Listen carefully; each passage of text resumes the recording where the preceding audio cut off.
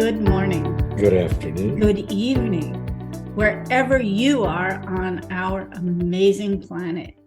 I'm Ariel. I'm Shia. Welcome to being here. Yeah.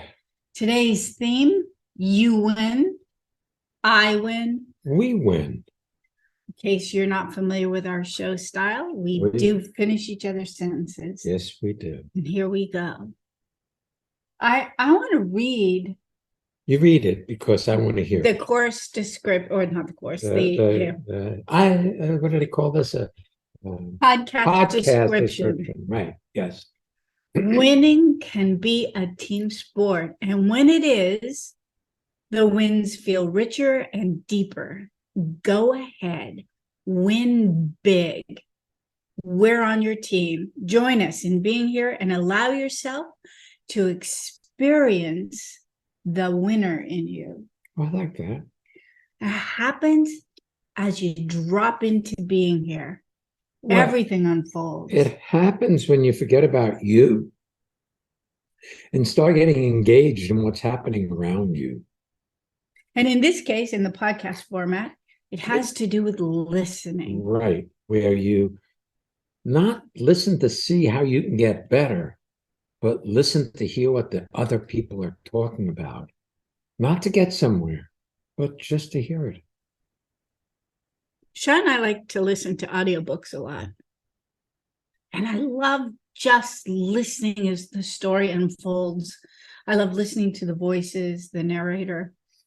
And I'm not trying to learn anything, enrich myself, get better. I find the act of simply listening, I relax into it. I relax into being me, even if it's a fictional story. There's the possibility today that you can relax into being you. And that's a winning position. I think lots of times when we think of being a winner, it involves force and upbeat and gotta do it and pressure to be more, to be better, to be different. What if being you is enough? Yep. You like that? I like that. Well, we're at it. Let's take our first team member, shall we? Okay. All right, Colleen.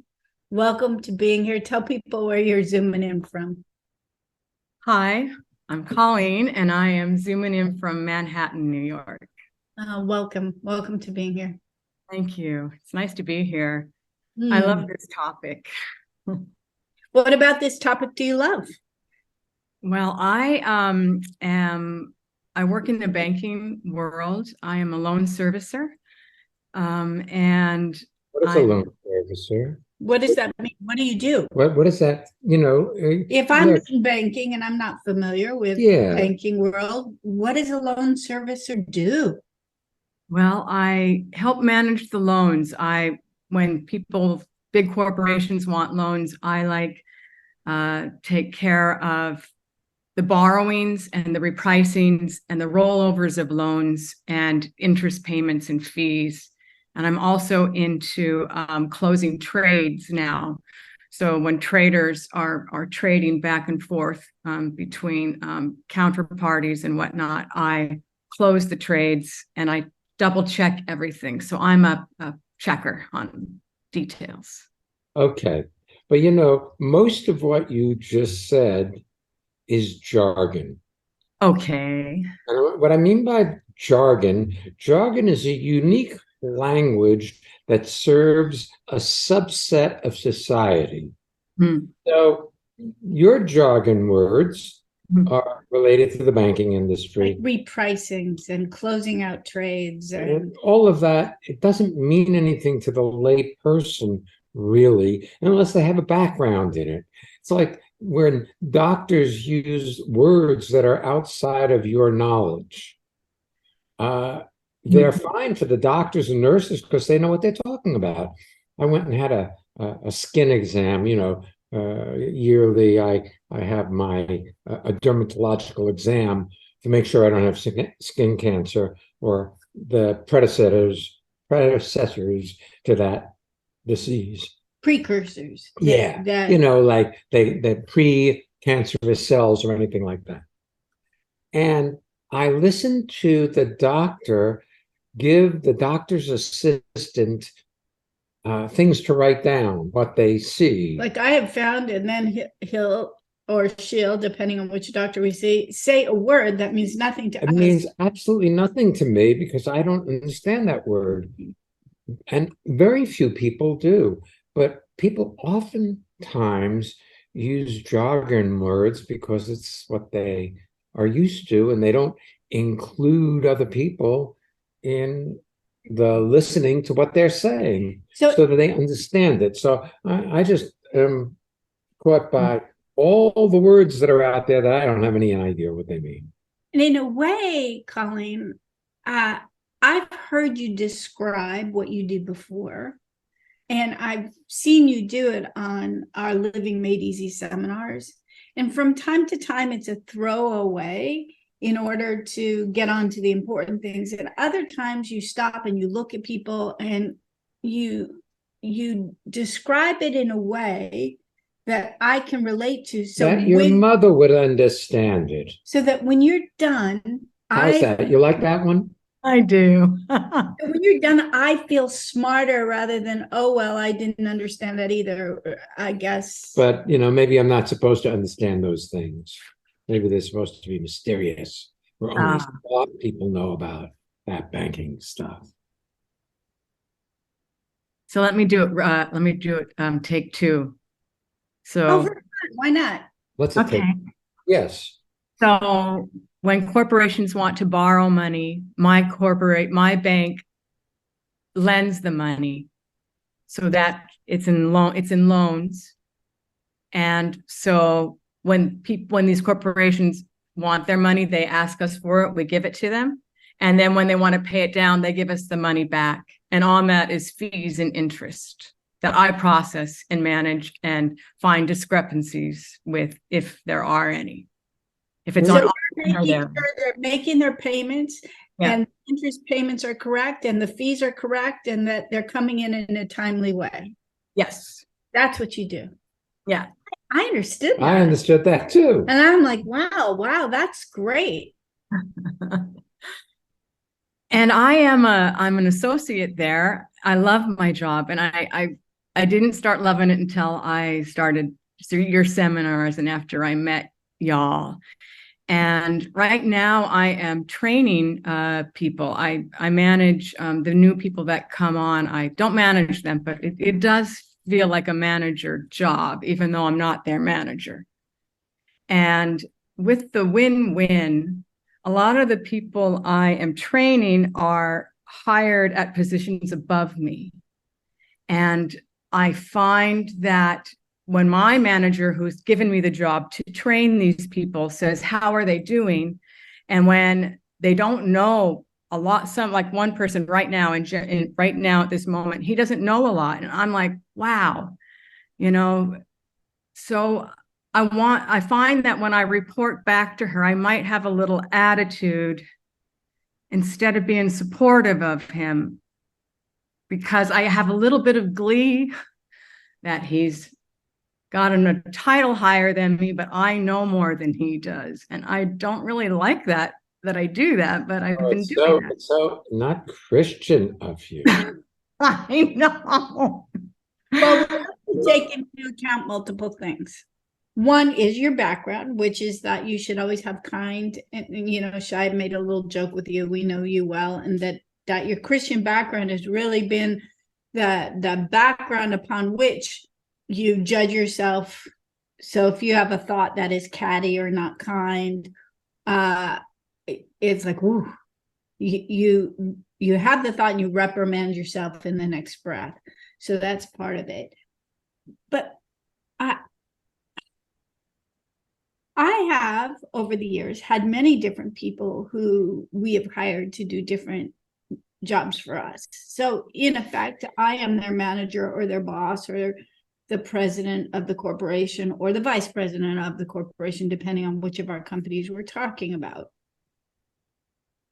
I hire them. They're all better. They all know more than I do in certain areas. So somehow what you haven't caught in there is your resentment that I heard it jump out when you said, I'm an associate. Like that is a lesser title in your mind, and you're training vice presidents and somehow you resent their vice presidents and you're just an associate, and yet you're training them. There's something about you in there and your desires, your wishes, and your See, if you could get your own perfection, how magnificent you are, then there's no need for competition to prove you're better than anybody, because you're a perfect you. You are whole, full, complete in every way. There's absolutely nothing wrong with you except your thoughts about yourself. Mm. But you know, those other people, those vice presidents and such, they have negative thoughts about themselves too. Mm. Of course, they made a mistake in hiring you, but you were the pool, you know, you were what they had to choose from, and you were the best of their choices, and they chose you. and now you've morphed into an incredibly valuable Employee. employee capable of training people and getting them up to speed. I was speaking to one of our assistants, Well- Val, today, and she was talking about onboarding people. It's a whole other jargon. You're helping to onboard these people into this position. Yes. So if I were your boss or your manager and say, how's he doing? You can either say he started with a lot less of a knowledge base. There's a learning curve. It's going to take him a little longer, and he's doing great. Is very different than, well, you know, he's got a long way to go. Yeah. I like that.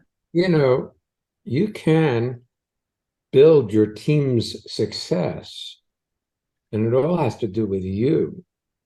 Because if you hold this trainee as somehow less and pass that on to your superiors, they will start looking for his flaws or faults, and the team will not succeed. But if you promote his positive aspects, I'm not saying you don't include those things he's deficient in, but you don't make them what it's about. Mhm. So you can prove that you're better. I have a question for you. Yeah. How many people are you currently training right now? 2.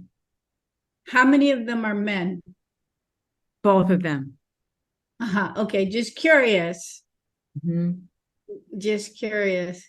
Because sometimes I know gender can play into the mix. You Maybe. think so? Mhm. I didn't know that. Just curious. Yeah, but it's interesting because the one that was hired at a level, a title below or maybe even equal to me, I don't have the same edge with him that I do with the other man whose title is.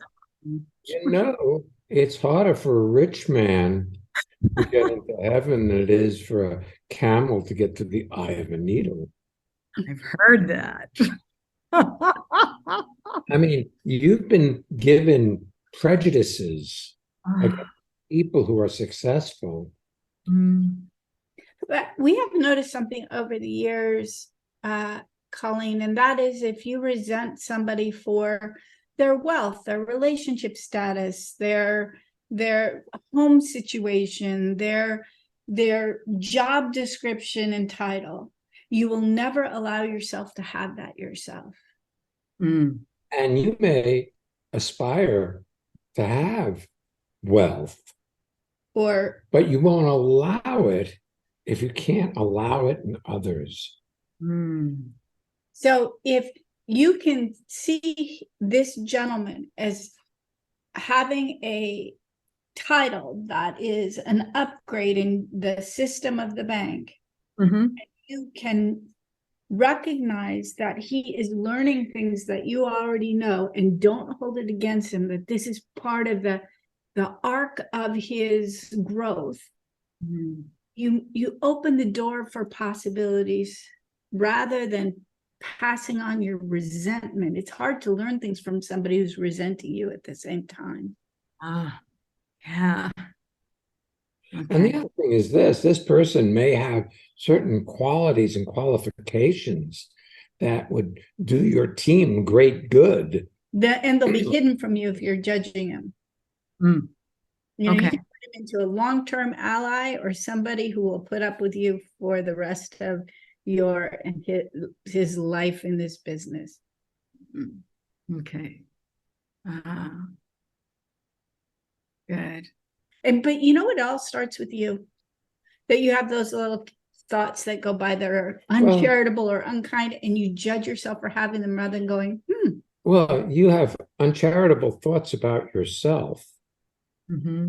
You could stop it right there. Mm-hmm. Now, if you're willing to see them and realize they're just thoughts and they're not based in truth and who you are these days. See, a lot of those ideas you have about yourself were formed when you were just starting out in life and weren't very masterful at what you did. You know, when you first started being a loan servicer, it wasn't as easy as it is for you now. Mm, You really had to think about everything. Now you just know what to do.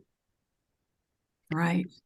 you know, I had a meeting today to work on a project with someone who is also a client of ours and somebody who I've developed a permission structure where I can be really honest with her. And we were in the midst of working on something, and I started feeling so uncomfortable. And I finally said, "Can I ask you a question? I just want to share with you my experience." All of a sudden, I'm feeling this tension. It's in my belly. I feel really stressed, like I'm being stretched between things and as if I'm behind. And I want to get snippy with you.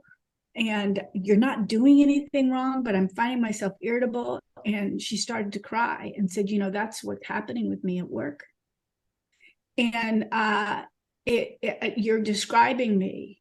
And it was not like cry, but just, you know, a few tears. And then we discussed how to make it easier at work so that she didn't have to be experiencing this tension and what she might be missing. And it was all very lovely and creative. And then we got our work done. I'm clear she's going to get her work done far easier than she has been this past week. What if what you're experiencing while being with this gentleman is how hard he's being on himself? And while you don't have permission to speak up, you do have permission in yourself to go, "Oh, I won't hold this against me or him." And maybe I get goosebumps. Yeah, it's not maybe I get goosebumps. I do get goosebumps. Maybe there's a possibility for magic. Mm, yeah. For certain, you'll like you better. Yeah. Yeah. Thank Yeah, you. and kindness really begets kindness. If you're kind to yourself, people who show up in your life are going to be kind to themselves and to you. Instantaneously. Not out of doing something, but allowing yourself to be okay being you. Yeah. I mean, it all really starts there. You know, all the stress that exists in our world comes from people not being kind to themselves and blaming the circumstances of their life on others. I want to go back to take one of your describing yourself as a loan servicer. I remember when you first started working at the bank in a more, maybe not this bank, it might have been a different bank, but in more junior level. And they were thinking of hiring you from being part of the secretarial pool to actually, you know, working as in banking. And they asked you if you enjoyed balancing your checkbook. Mm-hmm. I remember you were telling me about it. I was doing laundry. I had my headset on. You were telling me about how you said to them, "Oh, yes, I love balancing my checkbook. And they were so excited to hire you, even though you didn't have some of the education that people going into that job had, because of your enthusiasm and who you were. When you described what you do now the second time, you let some of that enthusiasm about balancing your checkbook leach back into your life, as opposed to, well, I'm a loan servicer and I'm a checker. I check over to make sure it's done. It's okay to be excited by what you do, Colleen. Yeah. Cool. Yeah. Thank you so much. Yeah, thank you for being here and being vulnerable and being willing to share yourself with our listeners. My pleasure. I feel I'd be remiss if I didn't suggest that you really listen to men rather than think about what they're saying. Okay. Because in this podcast, I have felt distinctly excluded from the conversation. I'm not blaming you or Ariel. That's just my experience whilst being here, is that it was a more women's conversation and I was not welcome to join in. Yeah, I see that. Yeah. Yeah. Sweet. Sorry, Shia. Well, here's the thing. Since the problem child that you have, or two, are men, Yeah.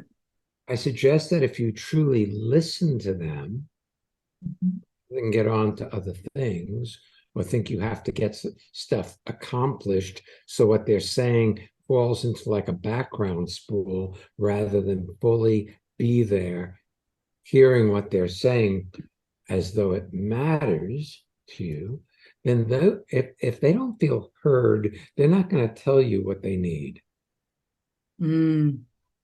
Yeah. So really, if you want your team to win, you got to get behind the players. Including, could you explain that again? I didn't understand it. Like Shai said, that didn't make any sense to me. I'm not sure the guy you're training, if he doesn't understand something, We'll ask for you to explain it again. Right. Yeah. Cool. Yeah. Well, thanks for being with us. My pleasure. Thanks for being with me. This was great. Our pleasure too.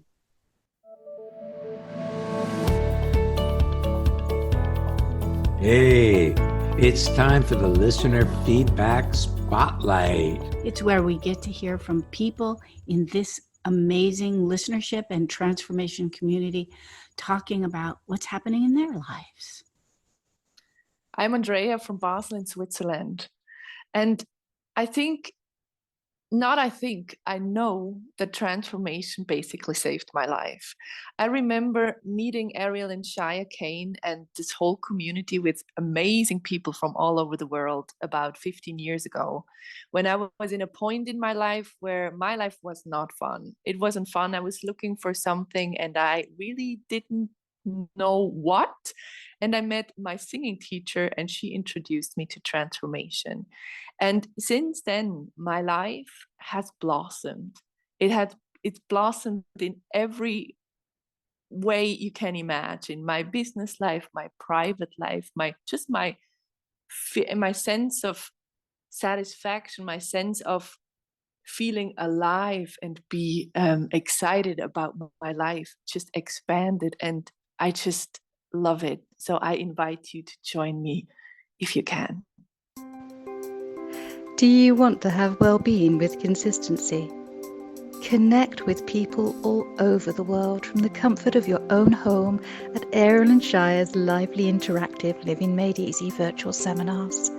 Join any of their 2-hour online events or take a deep dive into the magic of being you at a virtual weekend seminar. Come on, let's connect.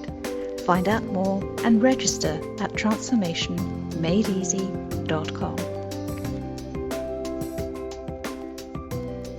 If you'd like to join us for our next in-person weekend seminar, we're doing a course on the theme of creativity and intuition in Newark, New Jersey, at the New Jersey Performing Arts Center, August 4th, 5th, and 6th.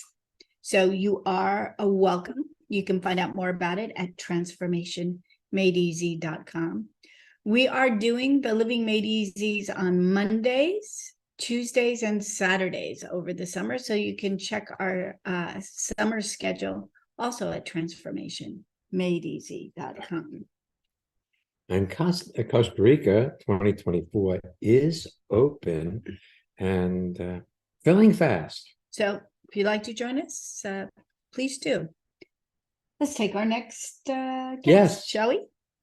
Deirdre. Hi, welcome to being here. And tell people where you're zooming in from. She's having a little technical difficulty. There she is. I am. I'm having internet moments. Hi, this is Deirdre, and I'm zooming in from Paris in France, from home. Oh, welcome. It's nice to be home, huh? It's really nice to be home.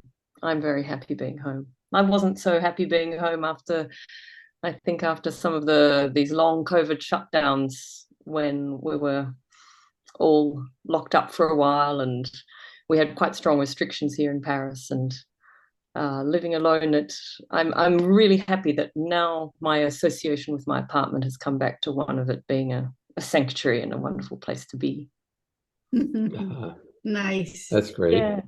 What do you do that That has takes you be out of Paris and out of home? Yeah, I'm a classical musician. I play the viola, and that basically takes me all over Europe. I was in Prague over the weekend and the last few days in Amsterdam, the week before that in Spain.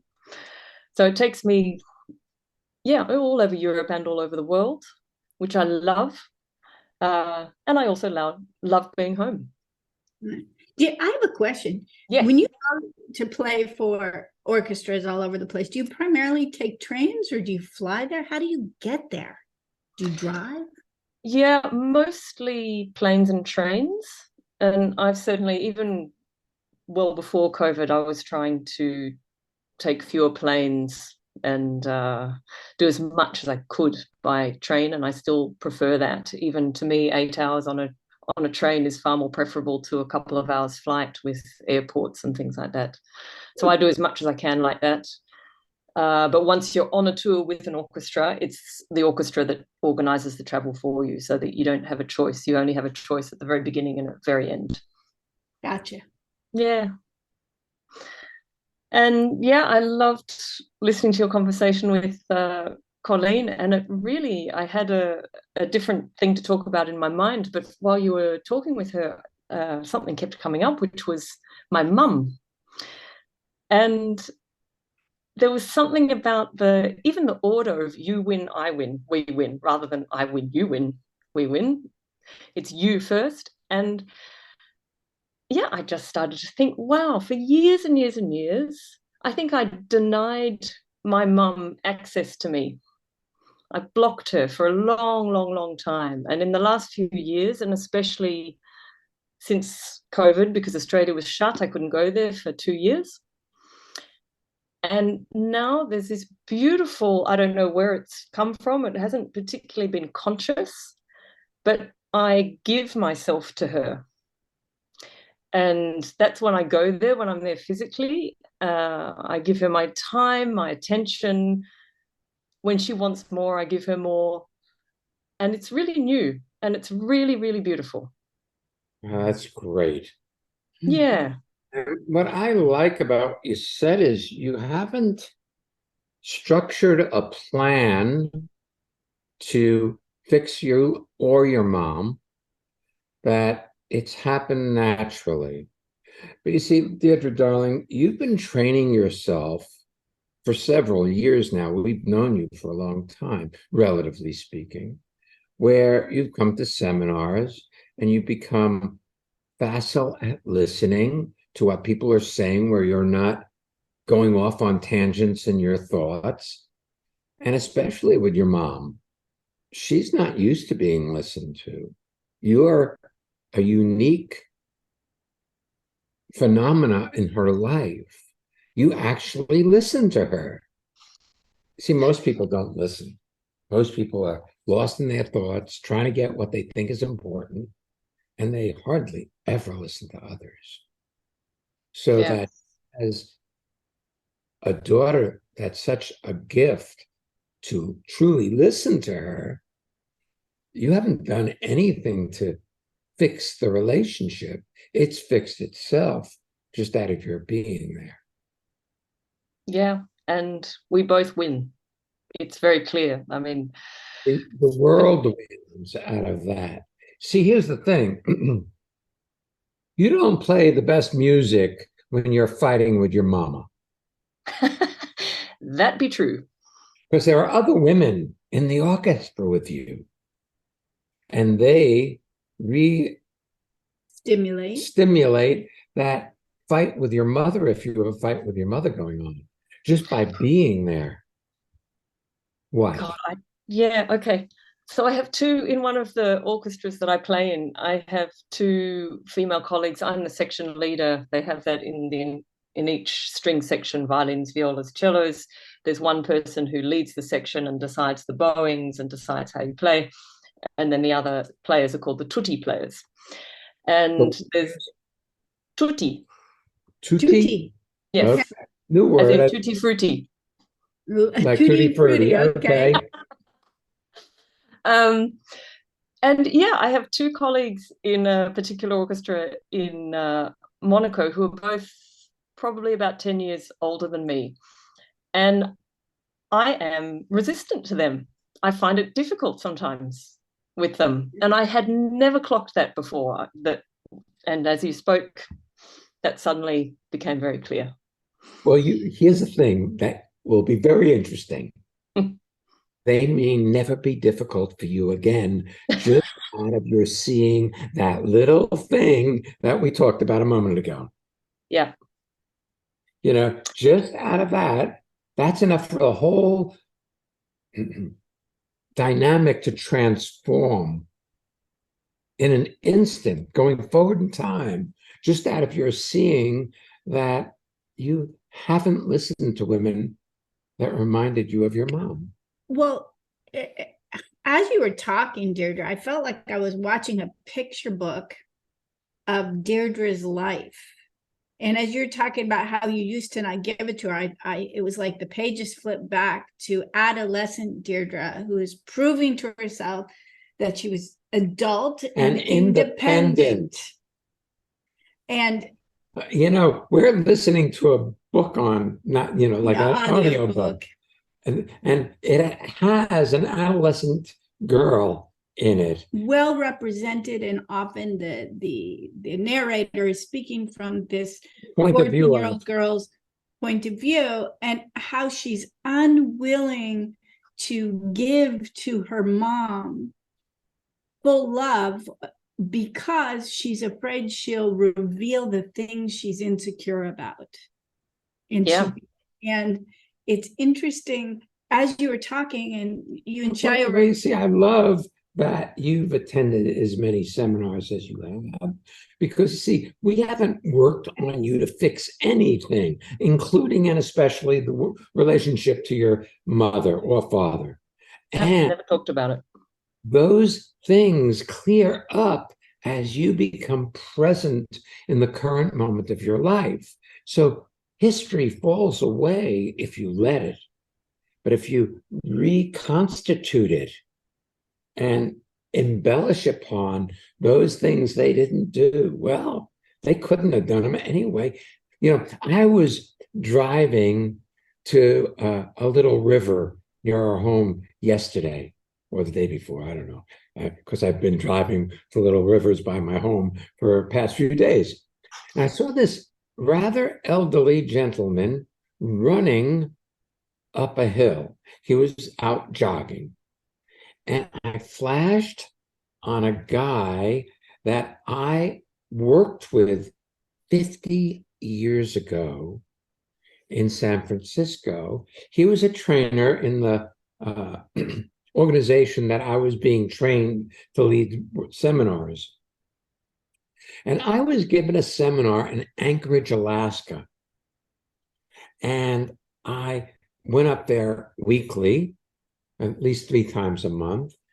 And then this seminar leader, trainer, got given my seminar because he wanted to train for the Iditarod, which is a dog team race in Alaska.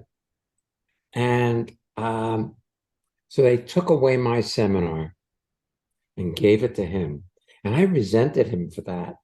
And here, driving down the road 50 years later, I see this guy, and I ran with Landon, this other fellow, and so the running triggered this whole memory and how I resented him for it. And suddenly I realized if Landon didn't take my seminar, I couldn't be doing what I'm doing today. I would never have met or married Ariel. I mean, my whole life transformed out of his doing that. And I had no idea the impact that it had in such a positive way, even though if you take positive and negative out of it, it's, I transformed as a result of his taking my seminar. Little things that we don't even realize have profound impact on how we go about our lives. And you, my dear, have done the work that allows you to listen. Now, I'm interested next time you go back to, where was it, Monaco? Yep. The next time you go to play there, how all that works out. Because I have a feeling you're going to be brilliant. You might just give it to them, give the attention they need, give them what you've been withholding. People Since you're a teenager, by the way. People often recall the challenges of COVID. It's easy to do that. But as you were talking, I realized, being alone in your apartment, you didn't have distractions. You got to be alone with you. And so you couldn't go, oh, I feel bad today because it's my mom's fault or my conductor's fault or these Monaco ladies' fault, or it's like you got to be with you. And how you feel is not circumstantially determined. And you bloomed. That's right.